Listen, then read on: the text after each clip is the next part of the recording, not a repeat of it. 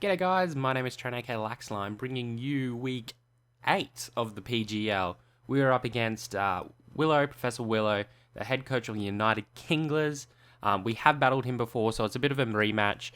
It was a 1-0 victory towards me last time, so I'm pretty sure he wants his revenge.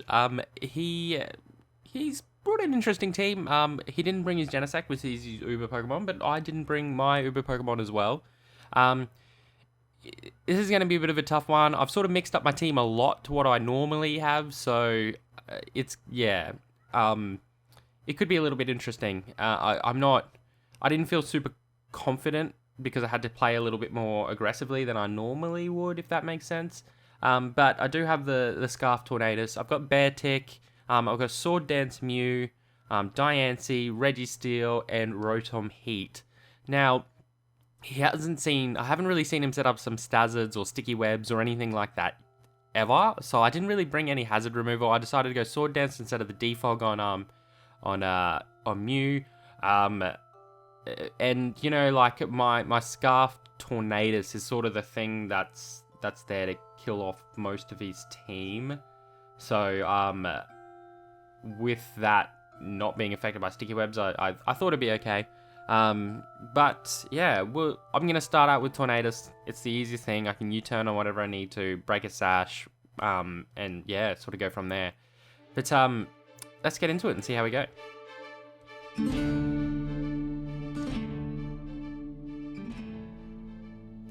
So Willow decides to lead off with his Galvantula, and as soon as I saw that, I said, oh no, he's got Sticky Webs. He's totally got Sticky Webs. As I said, I led up with Tornadus. I'm just going to U-turn out of there. I don't want to take any damage on Tornadus. Get out there, and my best bet really is to go into my Mega Diancie. Mega Diancie can sort of, is my especially defensive wall, so I can just sort of Mega Evolve as he gets those Sticky Webs up, I'm assuming, and then just go for the Diamond Storm after that. I wasn't really sure how much a Thunder would do, but that's what he sort of ended up going for on the next turn, and I was a bit surprised about how much damage that it does. I still haven't gotten used to using my Diancie yet. I still find it hard to set up or really get going. I did use it really well at the start of the season, but I think it was more of my matchups that were doing me well with it rather than anything else. He does go out into his Bowie at this point now, and I need to switch out. Diancie's not going to take anything from that, and I need to go into my Registeel because it's my best bet to take any move from him. And he ends up going for the Scold at this point, and my gosh, that does so much damage, so much. The only thing that can be, that's a Choice Specs Analytic Starmie, because that is insane. It should not have done anywhere near that. He does switch out and go into his Shaman at this point. I decided to go for the Thunder Wave just in case he did want to stay in. I wanted to sort of stop that from doing any damage, just in case it is Scarfed. It's a big threat for my team. Its move set is pretty good, like Scold, Ice Beam, as well as I believe it gets. It does get a Steel move. I don't know what it is, and it also gets Psychic move, so it actually can run through my team. So trying to paralyze that thing was sort of what I wanted to do. He ends up going for the Leech Seed, just to Leech Seed up here, as I just go for the I just need to sort of get up my rocks to not just make it a little easy. His team isn't really weak to rocks, but I really needed to get that up as I go for the switch into Tornadus, and he switches out as well. He ends up going into his Mount Crushmore, which is his Rhyperior. His Rhyperior is actually made the MVP list. He's done really, really well with his Rhyperior. I decided to go for the Air Slash here. Really praying either I got the flinch or, and he didn't have the Ice Punch, but he does set up his Stealth Rock, probably predicting that I was going to switch out. I can't stay in now because if he has Ice Punch on that thing, I'm out of there. I was sort of more wondering what the hell this was. It could be I just wasn't really sure. He's run it really well, and he's run it defensively. He's run it physically. It's hard to tell. But anyway, he switches out into his Goodra, as I've got Registeel in. Registeel can't really do absolutely anything towards that Goodra at all. At all. But he does decide to switch out here and goes back into his Shaman. He was switching a lot. He was switching a lot at this point. And I do go for the Thunder Wave again. I just wanted to Thunder Wave things. I needed to get them like annoyingly out of my way. But he does go into his Shaman, which is annoying because it does have the natural cure. So when it's switched back in, it's not going to have that that paralysis anymore. There's not much I can really do with Registeel, so I have to switch out. And my best bet, I thought at this point, was going to Rotom, hopefully baiting like the what's it called, the Mount Crushmore back in, the Rhyperior, or possibly the Starmie. So that's exactly what I did. I decided that I just go for the Thunderbolt at this stage. I'm Assault Vested, so I can just switch up my move and go for the HP Grass on the next turn. As you can see here, the Thunderbolt does nothing. Yeah, that was pretty nothing. I do get a little bit of a paralysis there, which is a little bit annoying for him. And then just go for the Volt Switch to get back out of there. I decided this is probably my best point to bring in Mew. Mew is going to be really, really crippled now that he is under the sticky webs. But I thought I may as well just see how much damage this is going to do onto the Margin as an Ice Punch. And after that, if he doesn't really have much to touch me, I'll go for the Sword Dance.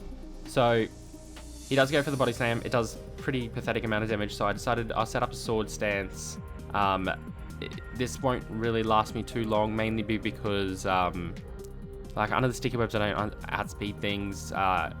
Most things can, I sort of like kind of was relying on the speed from you to really do some damage, because a lot of his team, I'd outspeed a lot of his team without the sticky webs. He does end up going to his Metachamp, and oh mate, this Metachamp, it was such a problem, and it's always such a problem. It's a really good mod if you use it right, because look how much his Fake Out does. That is ridiculous. I couldn't believe it. I was just like, what? Wow.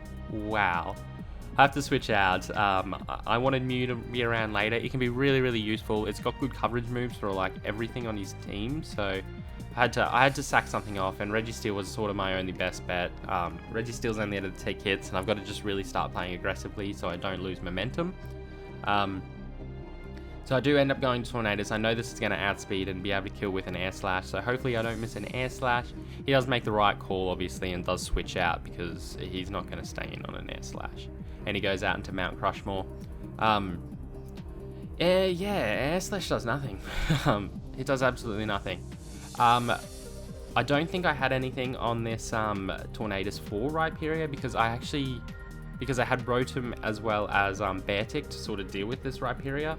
One with Hidden Power Grass and the other one with Grass Knot. So I sort of maybe made a bit of an overestimation there, but he does end up going for the Metal Burst there, which is really cool move and a really cool idea. It's kind of like Magic, what is it? Magic Reflect and the other one Counter and the other one Magic something, I don't know.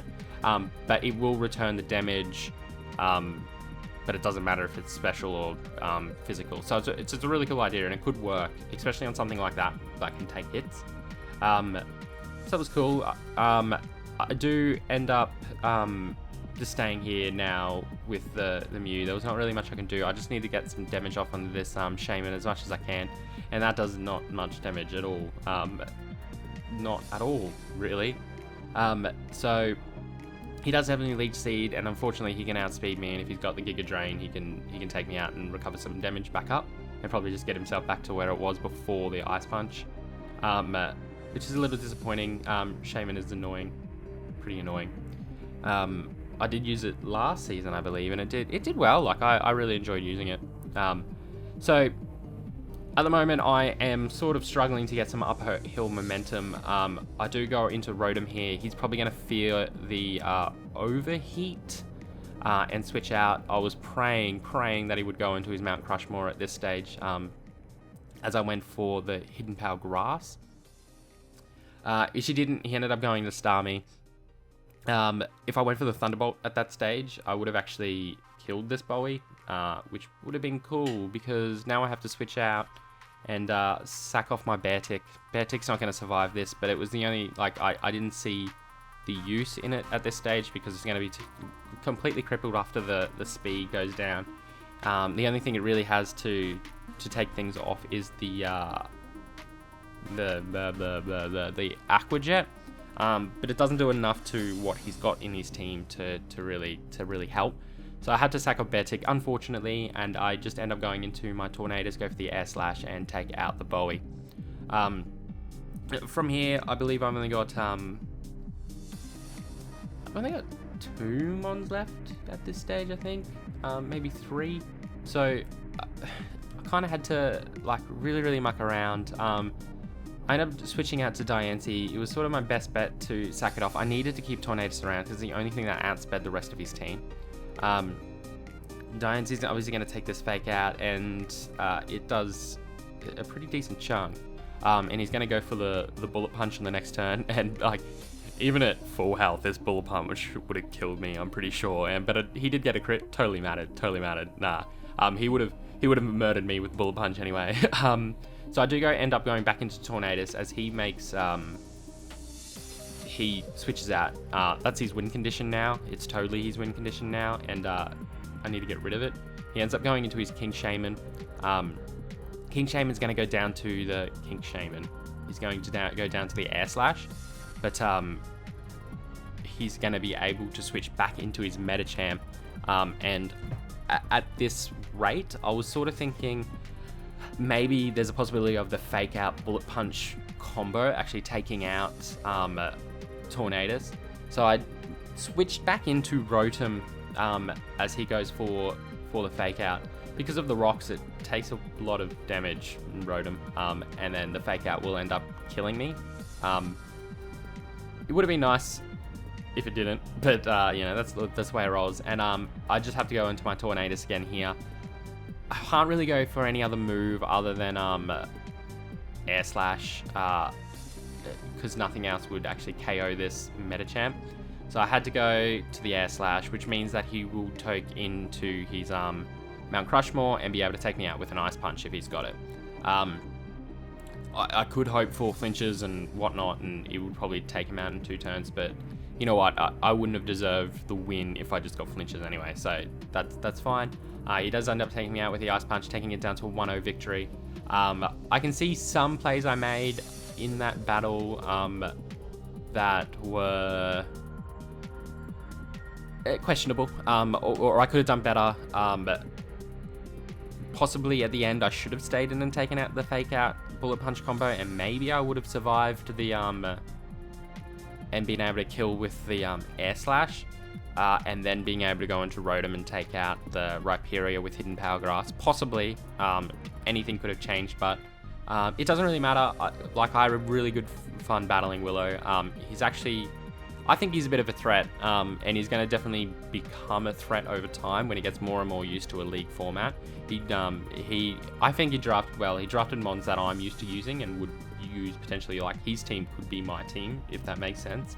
As well as he's really good at team building, and he does a lot of work, really good prepping and preparing for people and their individual playstyle. So yeah, that's pretty much it. We have 2 more weeks, and it could go anywhere really.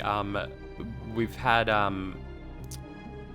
Tops had to leave due to some family issues, so that actually puts me at the top of the ladder, but we all are sitting our differentials as well as our win-loss ratios are sitting very similar. So basically I need to win next week to ensure that I've got a playoff spot.